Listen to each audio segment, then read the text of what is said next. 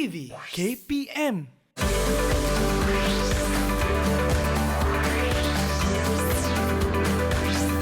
Didik TV KPM. Salam sejahtera, berjumpa kita sekali lagi dalam rancangan Minda Juara. Saya Aruna dan kita ada tetamu kita, Lim Jin Chuan.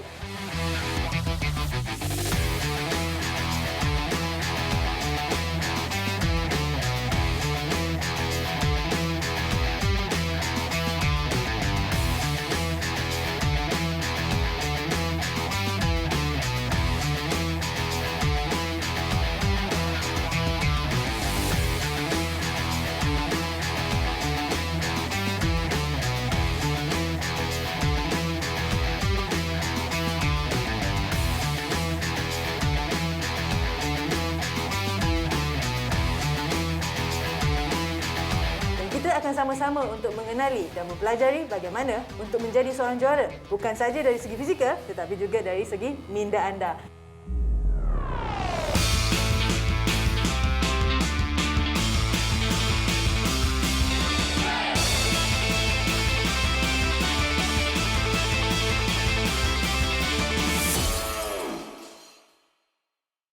Kita masih lagi dalam series mengenal keperluan psikologi sukan untuk sukan-sukan spesifik dan kita masih juga dalam sukan tempur.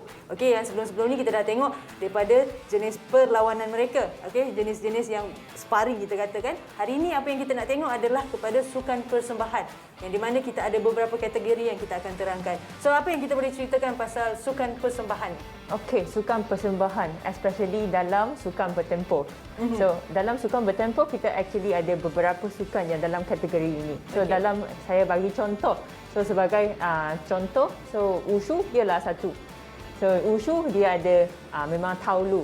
Taolu ialah memang untuk persembahan. Yang kategori yang lain ialah santa. So, ini ialah sparring. Okey, alright. Okey. So, yang kedua ialah karate. Kita pernah cover karate dulu kan? Betul. Karate, kumite. Betul. Yang itu ialah sparring. So, macam mana yang dia persembahan ialah kata. Betul. Karate kata. So, untuk taekwondo pun sama. Kita ada dua kategori. Satu ialah kyoreogi yang kita pernah discuss juga yang itu kyoreogi, dan kita ada satu taekwondo pumse. Okey. Dan untuk pencak silat. So, silat juga ada dua kategori. Satu juga yang olahraga. Betul. Yang bertanding. Bertanding itu olahraga. Yang kedua ialah persembahan. Ataupun which is silat seni. Silat seni. Yes. So, kita dah ada 4 sukan yang di mana lazimnya saya rasa atlet-atlet Malaysia pun memang tak tumpah diorang punya bakat-bakat mereka ni. Mereka memang sentiasa akan menyumbangkan pingat-pingat di peringkat-peringkat di antarabangsa ataupun terutamanya daripada SEA Games, daripada sukan Asia dan sebagainya. So, ini adalah terutamanya sukan wushu juga, pencak silat kita, tak kurangnya taekwondo kita atau pumse kita dan juga kata kita. Mereka konsisten dapat memberikan pingat-pingat ni. So, hari ini kita nak tahu lebih lanjut tentang apakah keperluan-keperluan psikologi itu sebenarnya. Sebab untuk kategori sparring lain, untuk kata ataupun untuk persembahan ni, dia punya keperluan psikologi sukan ni berbeza sedikit. So, hari ini kita nak tengok lebih lanjut pasal benda tu.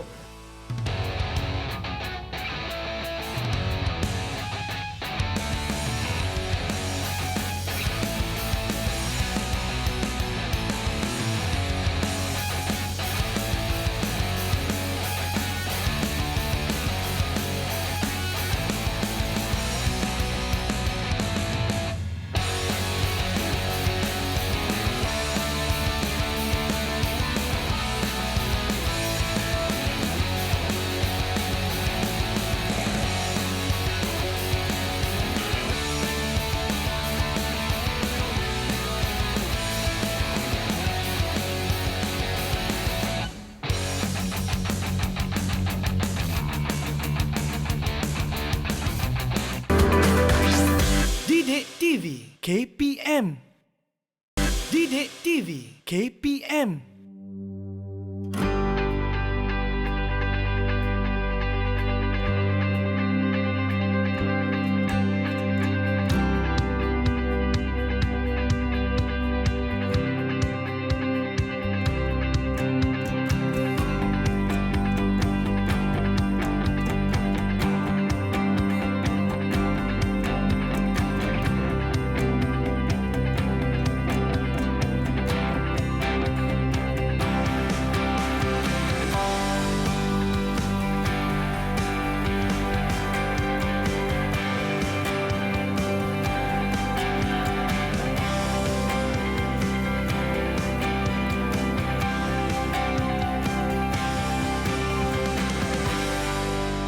Okey, tadi kita dah tahu apa sukan-sukan persembahan. Kita ada 4 sukan yang lazimnya kita selalu pertandingkan daripada segi Malaysia jugalah kan. Alright. So daripada Jin punya experience, saya tahu dia bekerja dengan pasukan wushu sekarang ni dan kita pun on and off lah dengan pencak silat dan taekwondo dan kata jugalah untuk saya sendiri juga sebenarnya. So apakah keperluan psikologi sukan daripada sukan-sukan ni sebenarnya? So as general saya nak introducekan apa sukan persembahan. So Okey. ialah macam kita tak bertanding dengan orang lain. Kita naik pentas untuk show skill. Betul? So yang ini ialah satu sukan yang kita selalu macam tak abaikan. Kita tak sangat mementingkan. Tapi yang ini ialah actually atlet ini akan mempersembahkan atau memberikan banyak kemahiran. Sebab dalam sukan-sukan ni sebenarnya kalau kita tengok tadi kan, kalau kita dah tengok daripada episod-episod sebelum ni pun, kita dah kata sebenarnya technical part itu yang sangat penting sebenarnya. Untuk kita nak habiskan macam kita dalam karate ke ataupun kita dalam taekwondo ke, even dalam silat dan wushu juga, sebenarnya sukan tu adalah lebih kepada teknik. Kita mempersembahkan teknik kita dan dalam sparring mungkin tak banyak yang kita boleh tunjuk sebab kita dalam action, sebab kita berdua kan. Tapi dalam persembahan ni kita boleh sampaikan semua teknik kepada point. Habiskan daripada A to B sebenarnya. Atlet kena mempersembahkan dengan sangat cantik, dengan sangat bergaya. So yang ini ialah salah satu poin yang penting untuk mempersembahkan dalam sukan ini. Okey, apakah selain daripada apa keperluan psikologi sukan yang you nampak selepas macam dah bekerja dengan diorang hampir lama ni? Saya tahu wushu adalah sukan pertama beliau.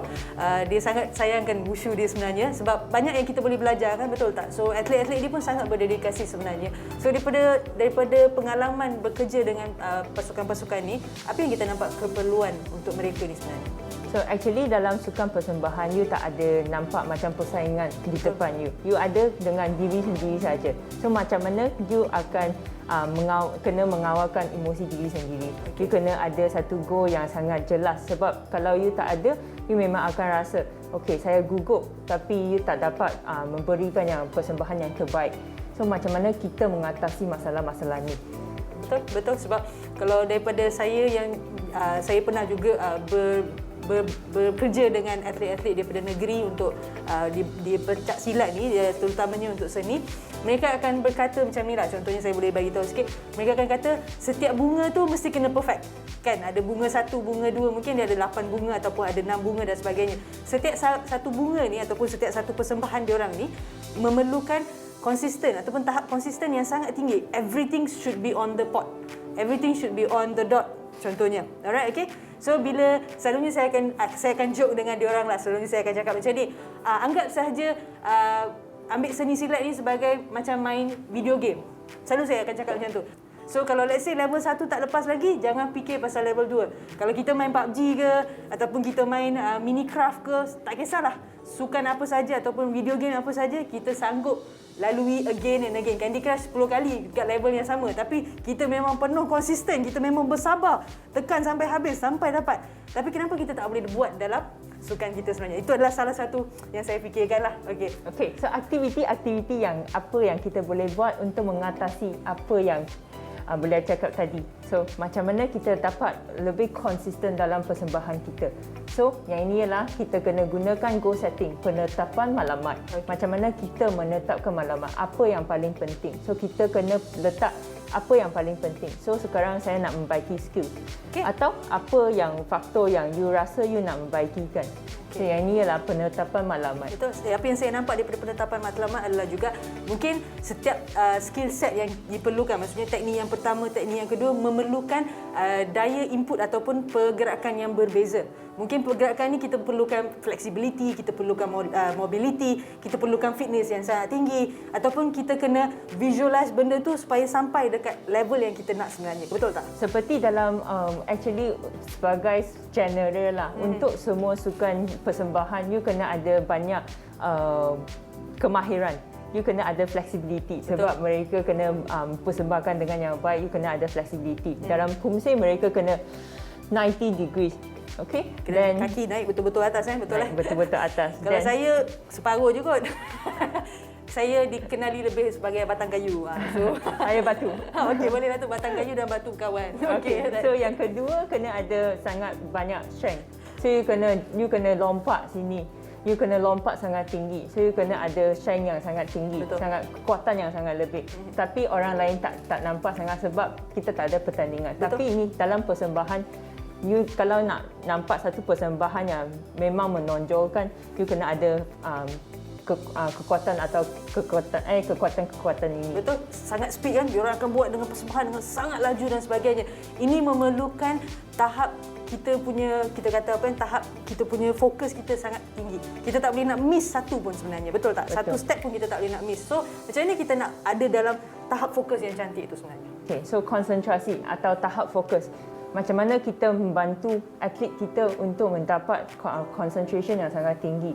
So, kita boleh macam tanya kepada atlet kita, apa yang saya dah buat dengan atlet wushu saya. Okey. Saya kebanyakan ialah selalu macam mungkin dia akan lose focus when they perform.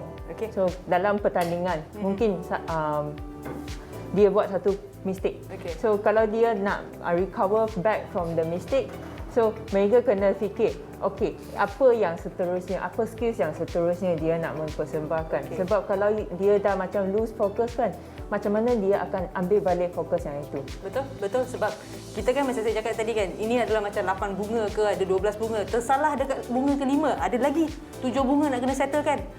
Contohnya, kalau kita lepas kat satu tu, macam mana kita nak bounce balik dengan cepat. Ini kita panggil resilient mindset lah, di mana kita nak cepatkan kita punya grieving period tu lah. Tak adalah kata nak duduk nak menangis ke, muka dah pucat ke sebagainya, sebab kita nak habiskan kerja kita. Yes, sebab belum the end, you tak tahu keputusan. Betul. Itu apa. Sebab ni sukan-sukan yang seni ni melibatkan judge. At the end of the day, judge pun akan memberi markah mengikut kriteria. So, kalau salah sikit pun mungkin markah tak pergi jauh-jauh. Dia akan bagi markah yang penuh dulu. So, dia akan mengikuti apa kesalahan yang you buat. Dia akan tolak lah daripada markah tu. Okey, dia tolak. Okey, ni dah terjatuh sikit, tolak sana, tolak sini kan. Betul tak? Alright. Okey. Betul. So, dia akan tolakkan markah. So, kalau you dah buat satu kesalahan, mungkin markah ini dah ditolak. Tapi, you masih ada yang lain. Betul. So, maksudnya continuous untuk kita nak habiskan kerja tu sangat penting. So, yang penting tadi kita dah cakap dah, kita perlu ada konsentrasi yang sangat tinggi, fokus yang sangat tinggi. So, kita dah buat mistake, kita nak bounce balik dengan cepat. Itu satu.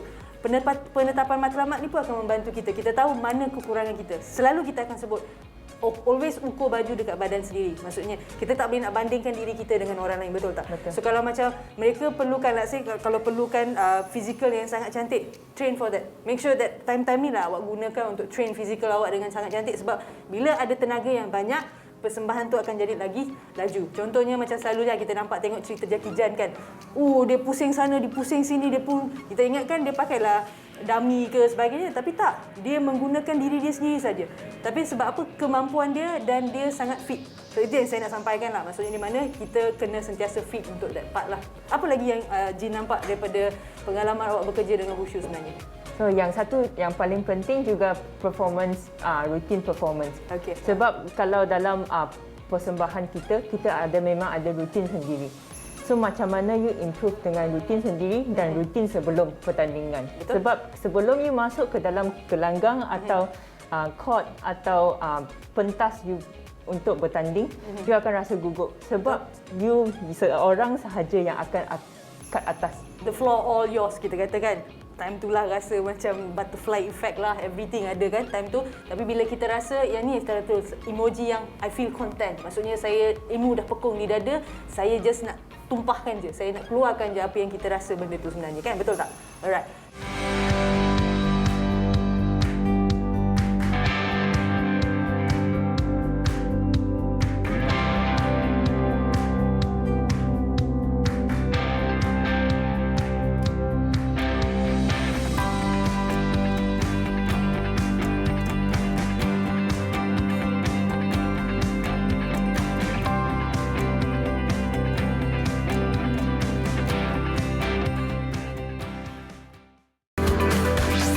Didik TV KPM. Didik TV KPM.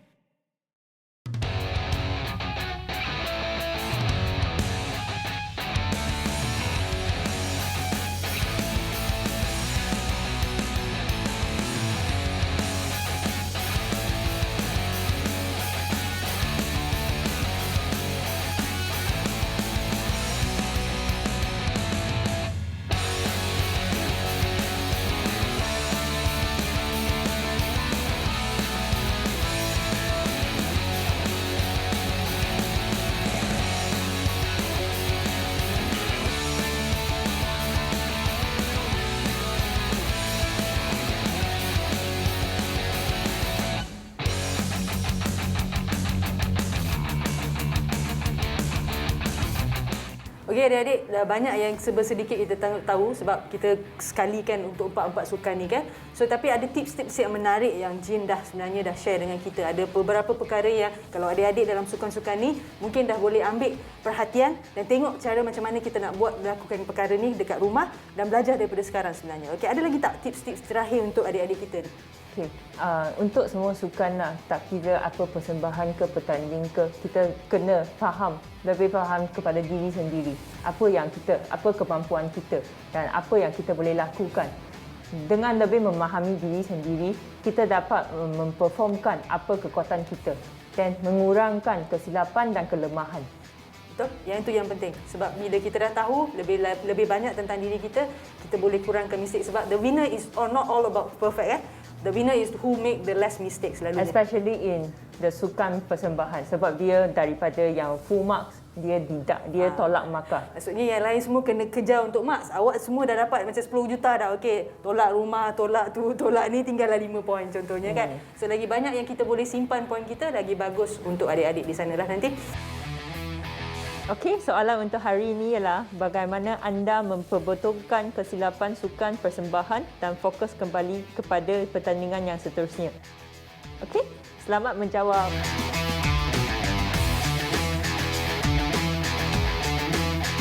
Okey, terima kasih banyak Jin kerana bersama-sama kita dan seterusnya dalam siri Sukan Tempur ni.